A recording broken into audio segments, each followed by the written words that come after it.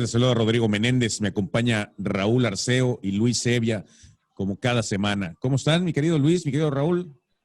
Muy bien, mi querido Rodrigo, un gusto como siempre poder reunirnos y conversar contigo y con Raúl. Mucho gusto, Raúl, también, como siempre. ¿Qué tal? Buenas tardes, ¿qué tal? Gusto saludarles.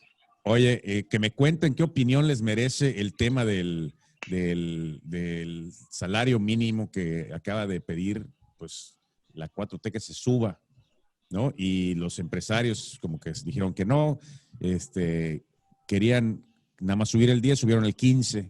Bueno, todavía no lo han subido, ¿no? Pero es la propuesta. Ya está aprobado. ¿Ya? Ya está aprobado por la Comisión Nacional de Salarios Mínimos. Ahí está. ¿Y cómo lo ves, Raúl? Mira, siempre el tema de salarios mínimos es complicado. Nadie puede estar en contra de que los trabajadores tengan un mejor ingreso, ¿no? Sobre todo en estas épocas en que está complicada la situación. Nada más recordar que en los últimos años ha habido unos ingresos sustanciales como nunca había habido, de manera concertada con los empresarios. Acuérdense que se pasó a 123, en 2019 se pasó al 16%, y si nos acordamos, los aumentos siempre habían sido de 4, del 5, del 3. En 2019 se pasó al 16% y en 2020 se puso el 20% de incremento, ¿no? Intentando rescatar el poder adquisitivo de los empleados.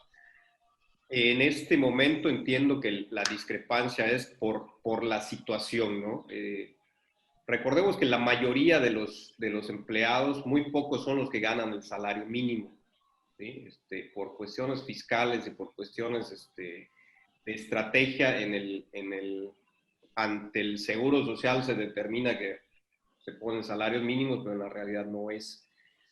Entiendo que los empresarios lo que están diciendo, oye, aguanta, en estos momentos no es el momento adecuado para subir al 15, ¿sí?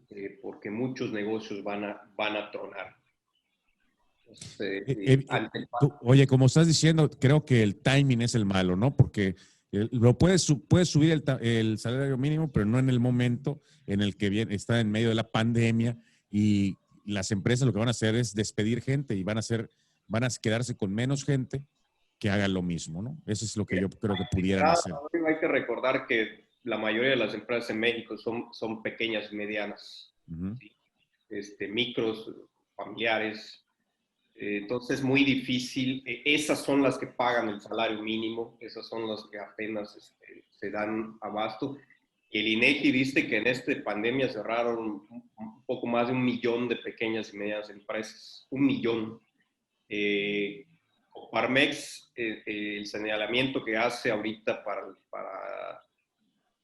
para cubrirse diciendo, oye, no suban el 15% porque hay el riesgo de que en el próximo trimestre, empezando 2021, vayan a cerrar 700,000 empresas más.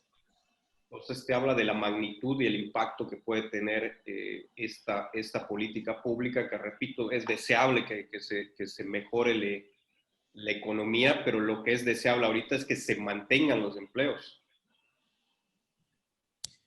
Raúl, Luis, ¿tú qué opinión tienes? Sí, coincido con Raúl en el sentido de que desde la posición diríamos, de lo justo que pudiera representar el incremento salarial para, en este caso, los trabajadores, evidentemente es una propuesta que se respalda, ¿verdad? Pero bueno, también hay que, desde la lógica del Estado, de la lógica de la administración pública, por un lado, y del Estado en su conjunto, de los diversos factores que inciden en su funcionamiento, evidentemente se tienen que generar condiciones que permitan que ese salario mínimo, primero, sea viable, y viable significa tanto para el empleador como para el empleado, que sea viable en términos de la regulación que el Estado, a través de sus instituciones, tiene para controlar el sistema de la economía del país. Y esto, Raúl, seguramente estarás de acuerdo, igual tú, mi querido Rodrigo, que es un asunto de fondo, que es el asunto de fondo, perdón, al que me parece que debemos de enfocar.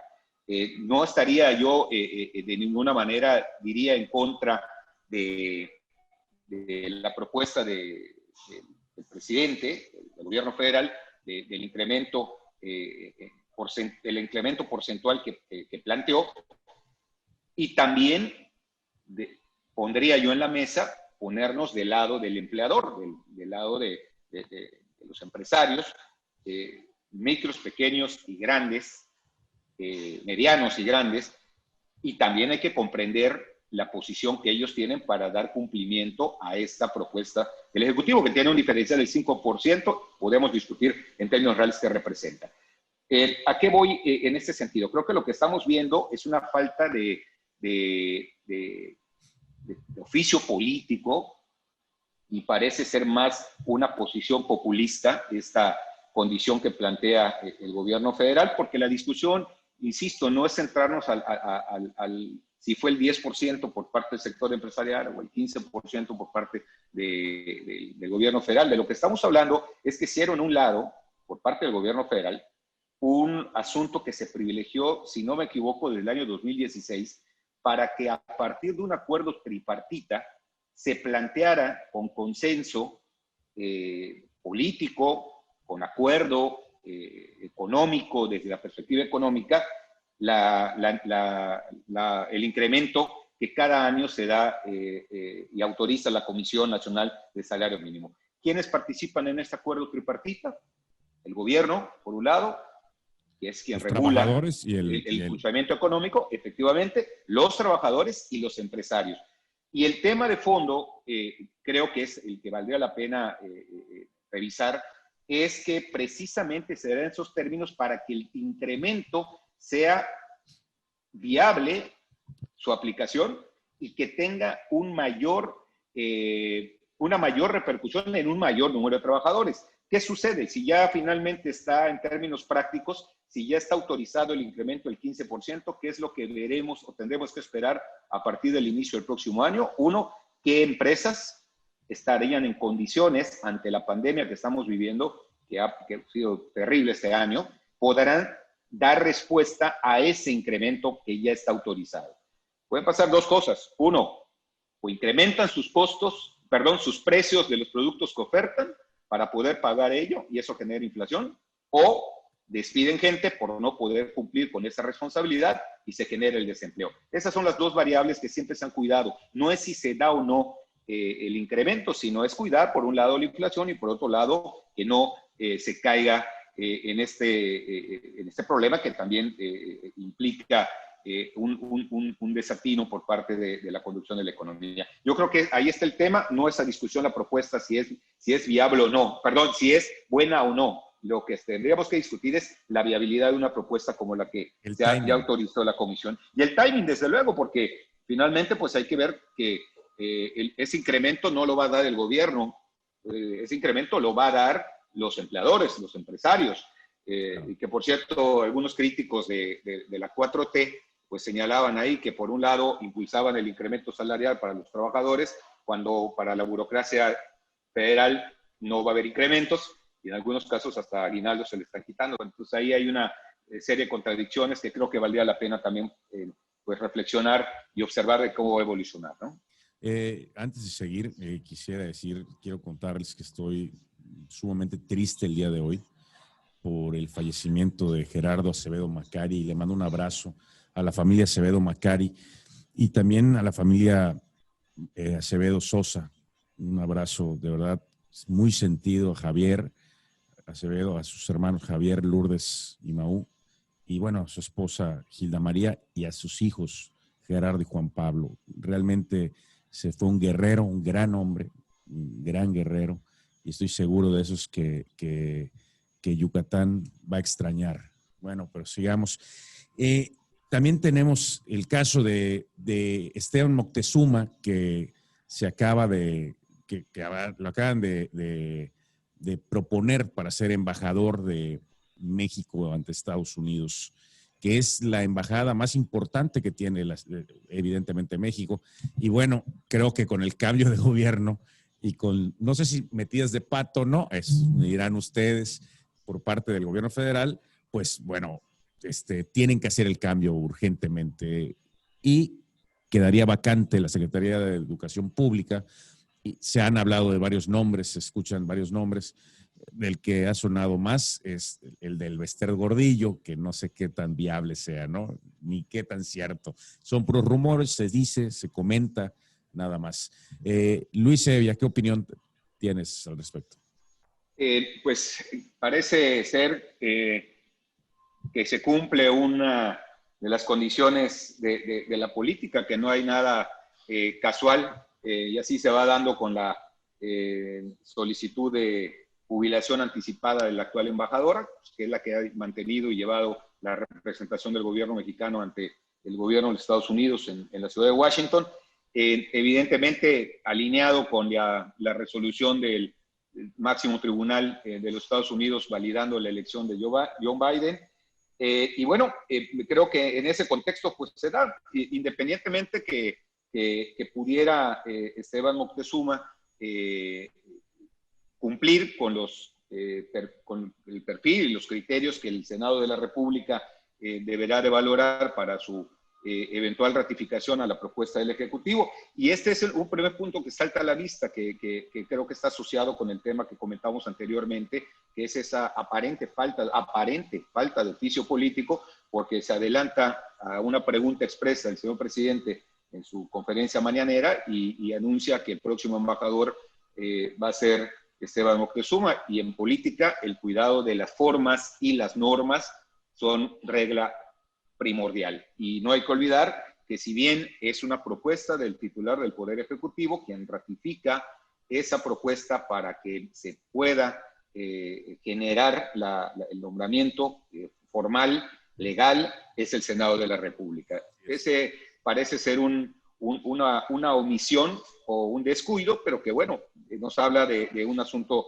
de fondo también. Y por otro lado, pues ha sido en este marco la carta que envió el presidente de la República a John Biden, donde, pues bueno, más que un reconocimiento al próximo presidente de los Estados Unidos de una manera respetuosa, diplomática, pues parece ser una explicación no pedida, y dice el dicho popular que explicación no pedida, acusación manifiesta, de un aparente pues, retraso, una aparente descortesía política al no haberse pronunciado en términos de la comunicación y de la diplomacia internacional. Yo creo que ahí está el entorno de esta eventual designación por el Senado de la República de Esteban Moctezuma, a quien seguramente le pudiéramos reconocer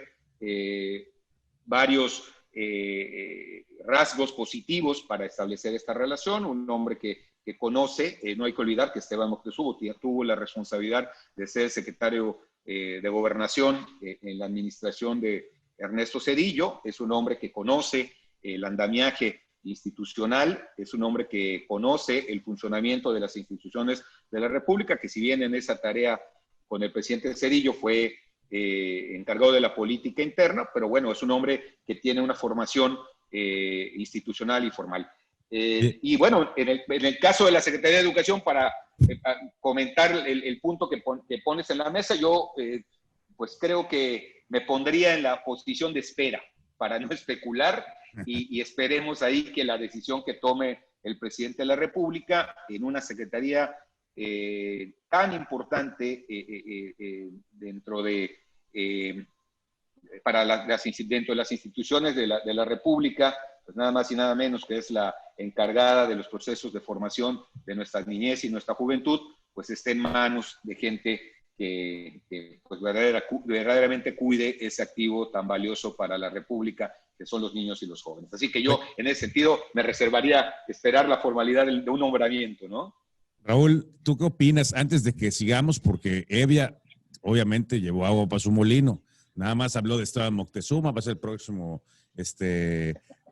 ¿cómo se llama? Embajador, y ya dijo que estuvo con Zedillo, que era priista, que siempre fue suyo. O sea, ya nada más faltaba eso. A ver, Raúl, ¿tú qué opinas?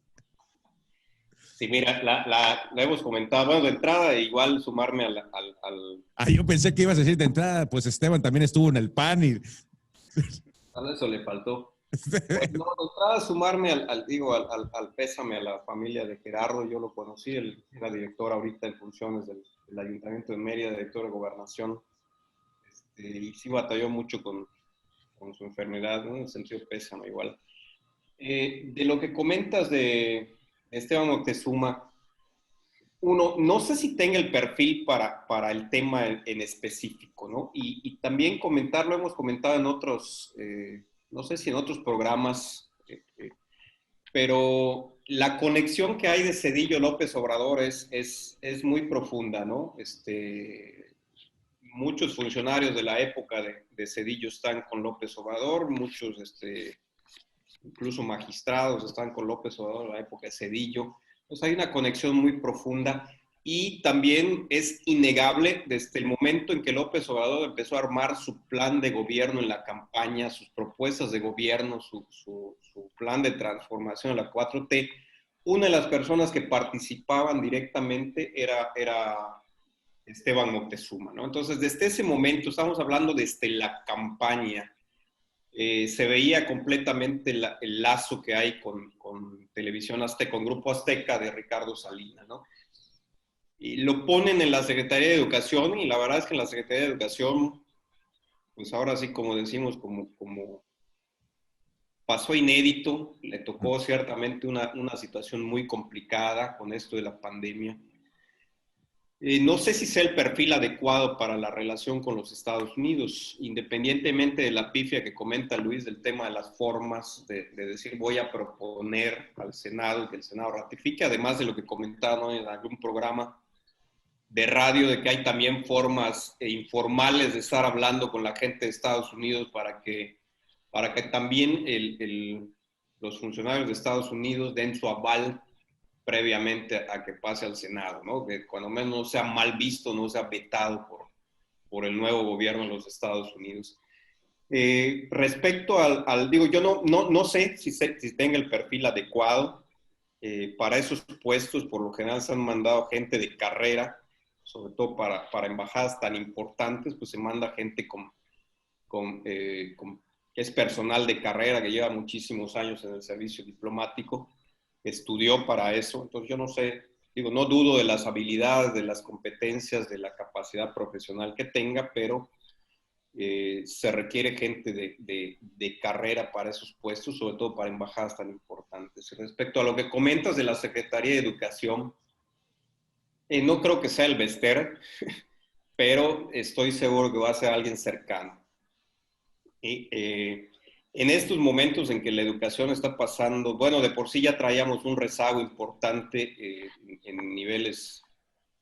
los niveles educativos, de educación básica, educación media, superior. Con esto de la pandemia, las brechas tecnológicas se están ampliando, las capacidades tanto de los maestros tienen que reinventarse para poder hacer nuevas. Luis es maestro. Los maestros se tienen que reinventar, ¿sí? para tener las capacidades no solamente tecnológicas, sino didácticas, pedagógicas. Entonces, el hecho de que vayan a poner a alguien que no tenga un perfil proactivo, que esté pensando en una educación netamente de este siglo, con toda la tecnología que hay, llegar a todos los rincones con nuevas formas y nuevas competencias que se están requiriendo de los estudiantes, pues la verdad va a ser un craso error. Pensar solamente desde el punto de vista político para asegurar las elecciones del próximo año va a ser un tremendo error. Oye, yo creo que Esteban Moctezuma sí tiene con qué para ser embajador, pero lo más importante que me viene a la mente es que tenían que cambiar a la persona que había estado llevando la política con Estados Unidos mientras estuvo Trump, porque pues fue cuando no llegó a ver a Biden cuando estaba en la oposición, el presidente del observador, etcétera. Yo creo que eso es lo que sugiere un cambio radical la cosa, y digo de la cosa pública exterior, y entrar a una nueva etapa. Eso yo creo que es positivo para México y para todo, ¿no? Oye, ya se nos está acabando el tiempo. Nada más para concluir, ¿algo quieres comentar, Luis? Me parece que, pues bueno, son dos temas interesantes para seguramente cerrar el año con estas designaciones pendientes por el Senado de la República, una esperando la propuesta del titular del Poder Ejecutivo y la otra, la designación ante esta salida de Esteban Moctezuma en la Secretaría de Educación. Y coincido con Raúl, ojalá que en estos cambios pues se privilegie el enfoque de la administración pública, bien orientada, bien encaminada con perfiles adecuados, más que un eventual interés de intervención política de cara a los comicios del año 21. Raúl Arceo. El tema del salario, yo creo que igual allá con el tema de Luis, para cerrar, ojalá que no sean salarios como en los 70s, ¿no? Donde el incremento al salario mínimo era muy alto, de 20, 30, 40%, pero la inflación también así cabalgaba, ¿no? Entonces esperemos que no sea desde ese punto de vista, que termina no alcanzándoles para nada, porque la inflación termine siendo más alto de lo que se incrementa el salario mínimo. Bueno, pues les agradezco mucho que nos hayan sintonizado el día de hoy. Ya la próxima semana será Navidad y nos quedan 2 programas más para cerrar el año y platicaremos. Muy buenos días. Se despide Rodrigo Menéndez, Raúl Arceo y Luis Evia. Buen día y vamos rumbo al 21. Gracias.